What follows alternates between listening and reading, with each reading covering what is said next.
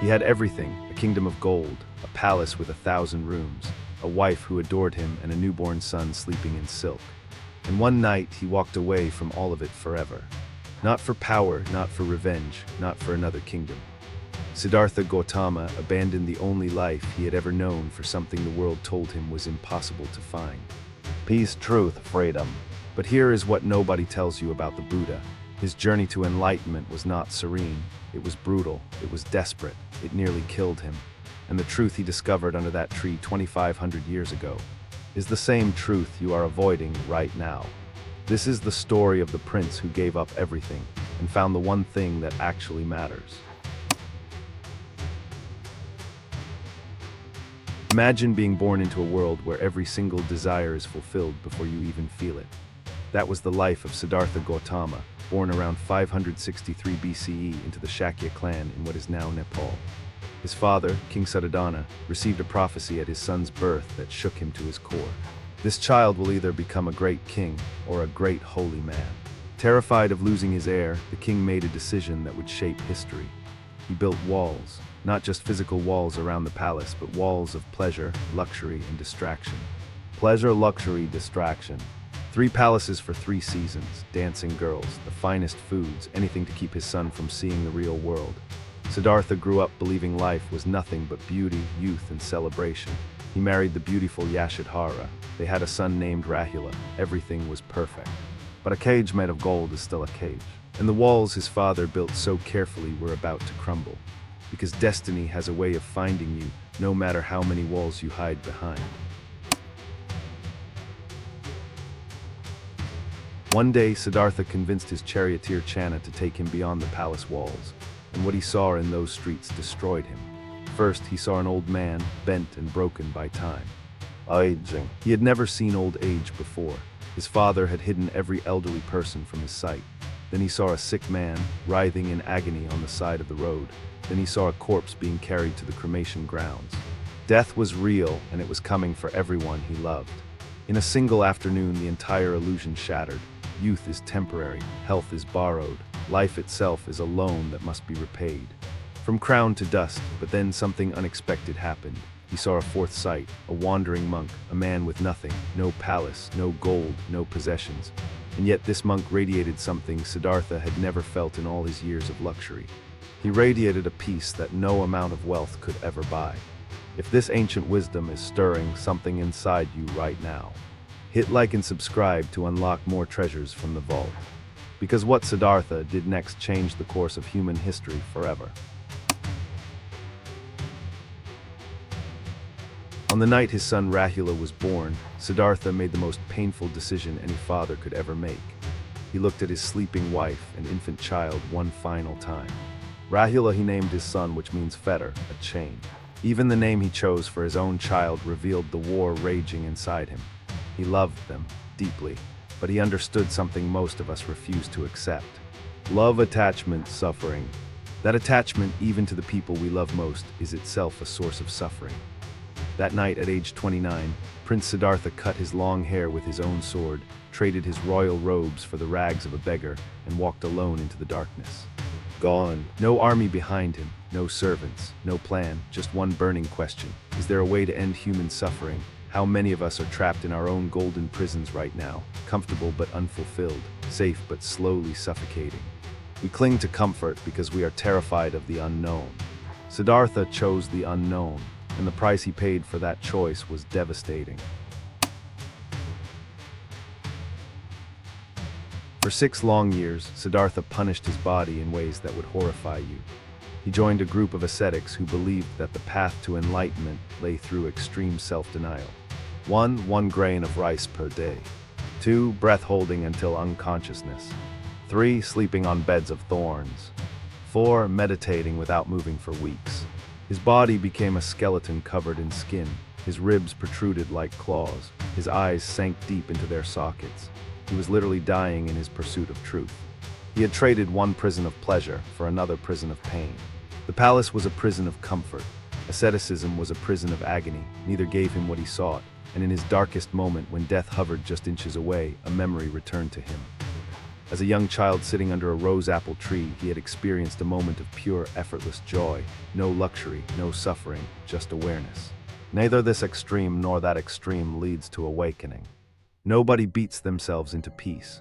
Nobody starves their way to enlightenment, and this quiet realization was about to birth something the world had never seen. When Siddhartha accepted a simple bowl of rice milk from a village girl named Sujata, his 5 ascetic companions abandoned him in disgust. They called him weak. They said he had given up on the path. Weak, failed quitter. But they could not have been more wrong. What Siddhartha discovered in that moment was the most counterintuitive truth in all of human wisdom. The answer was never in the extremes, but always in the balance. He called it the middle way, not indulgence, not deprivation. A path that walks between all extremes. Think about your own life for a moment. How many times have you swung wildly from one extreme to the other? Fire and ice, searching for balance, from overwork to burnout, from strict diets to binge eating, from toxic relationships to total isolation. We live in a world that worships extremes. Go hard or go home. Hustle until you drop. No pain, no gain. The middle way teaches that balance is not weakness. It is the highest form of strength. Siddhartha's body recovered, his mind sharpened, and he walked toward a fig tree near the town of Bodh Gaya with a quiet, unshakable determination. What happened under that tree would change everything. Siddhartha sat beneath the Bodhi tree and made a vow that would echo through eternity. I will not rise from this seat until I have attained supreme enlightenment. And then the real battle began. Not a physical battle with swords and armies, but a war inside the deepest chambers of his own mind. The ancient texts describe it as the assault of Mara, the lord of desire and death. Mara sent his armies of demons. Waves of fear, doubt, and temptation crashed against Siddhartha's consciousness. His 3 daughters, desire, pleasure, and passion, danced before him to shatter his concentration. Fear, doubt, desire. But Siddhartha did not move.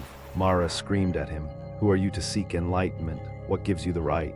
And Siddhartha simply reached down and touched the earth with his fingertips. Wetness. The earth itself trembled. That gesture, known as the Earth Witness Mudra, declared that lifetimes of compassion were his only credentials. At the moment the morning star appeared in the sky, Mara vanished. Siddhartha was no more. In his place sat the Buddha, the awakened one. But what exactly did he see? What was this enlightenment that transformed a broken wanderer into a teacher for all of humanity? The Buddha's first teaching, delivered to his former companions in the deer park at Sarnath, contained 4 truths so simple they are almost insulting. And yet these 4 truths contain the entire architecture of human liberation. Dukkha Samudaya Nirodha Magga. The first noble truth, life involves suffering, not sometimes, not occasionally. The very fabric of existence is threaded with dissatisfaction. Even our happiest moments carry the seed of suffering because they inevitably end. As the Buddha himself expressed it, all conditioned things are impermanent. When one sees this with wisdom, one turns away from suffering. The second noble truth, suffering has a cause, that cause is craving. We suffer because we cling desperately to things that cannot last. We grasp at pleasure, push away pain, and sleepwalk through everything in between. We are addicted to wanting things to be different than they are. The third noble truth, suffering can end. This is the revolutionary part. The Buddha was not a pessimist delivering bad news. He was a doctor diagnosing the disease and prescribing the cure in the same breath.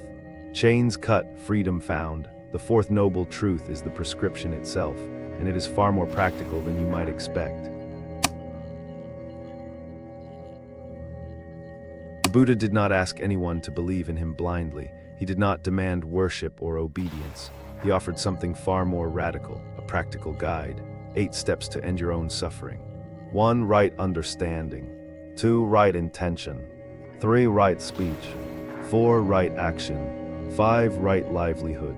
Right effort, right mindfulness, right concentration. Together, these 8 practices form a complete system for transforming the architecture of the human mind. And here is what separates the Buddha from almost every other spiritual teacher in history. Do not believe something merely because I have said it. Test it for yourself. This was not a set of commandments handed down from heaven. It was an open invitation to experiment with your own consciousness. Test, verify, experience. And modern science is proving him right. Right mindfulness alone has been validated by neuroscience. Studies show that regular meditation physically changes the brain. The prefrontal cortex thickens, the amygdala shrinks, stress hormones plummet. 25 centuries later, science is confirming what the Buddha already knew. But the Buddha's path was never just about sitting still with your eyes closed.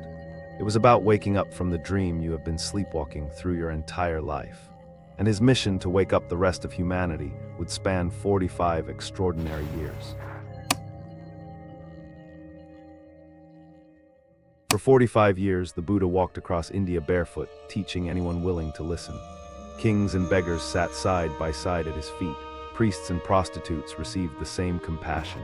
Murderers and monks were given the same chance at transformation. Kings, beggars, murderers, monks. He turned absolutely no one away. There's a story about a man named Angulimala, a serial killer who wore a necklace made from the fingers of his victims. When the Buddha encountered him on the road, he did not run. He did not condemn. He simply said, "I have stopped. When will you?" Stop. Angulimala dropped his sword and became one of his most devoted disciples. The Buddha's approach was radical, uncompromising compassion. He treated every human being as capable of total transformation. No one is beyond redemption, and no one is beneath your compassion. His community, the Sangha, grew into one of the most egalitarian movements in ancient history. He accepted women as monastics, a revolutionary act that shocked his entire culture. He rejected the caste system completely, as he taught. In the sky, there is no distinction of east and west. People create distinctions out of their own minds and then believe them to be true. One small seed became an entire forest, but even the Buddha himself could not escape the deepest truth he spent his life teaching. At the age of 80, the Buddha lay down between two sala trees in Kushinagar. His most faithful disciples gathered around him with tears streaming down their faces. And in his final moments on this earth, he delivered one last teaching that still echoes across 25 centuries. All compounded things are subject to decay. Work out your own salvation with diligence. Diligence. Think about what he chose not to say. He did not say, "Worship me." He did not say, "Build temples in my name." He did not promise heaven for the faithful or threaten hell for the doubters. His final breath carried a reminder that nobody, not even the Buddha himself, can do this work for you. Your path, your work. 2,500 years later, over 500 million people across the globe follow some form of his teaching. Not because he performed miracles, but because he told the truth about being human. Suffering is real, its cause can be understood, it can end, and there is a practical path to walk. The prince who abandoned his throne discovered that the greatest kingdom to conquer is your own mind. Peace was never out there waiting to be found. It was always right here, waiting to be uncovered. If you made it this far, comment Bodhi awakened to prove you are among the true seekers of inner peace. The wisdom of the ages is yours. Use it well.